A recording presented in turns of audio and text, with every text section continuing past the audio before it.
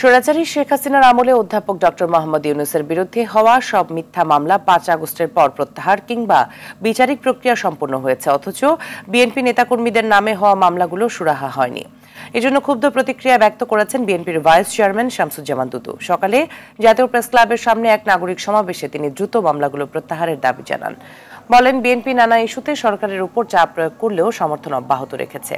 কারণ বিএনপি প্রত্যাশা করে অন্তর্বর্তী সরকার দ্রুত একটি নির্বাচন দিয়ে জনগণের সরকার প্রতিষ্ঠায় ভূমিকা রাখবে। ছিনতাই রাহাজানির নামে চলমান নৈরাজ্য বন্ধ না হলে জন আস্থার শূন্যের কোটায় নেমে আসবে বলে মন্তব্য করেন তিনি। ডক্টর ইউনূস তার নামে যে মামলা সাজা ছিল, ক্ষমতায় আসার পর সবগুলো তিনি প্রত্যাহার করে নিয়েছেন।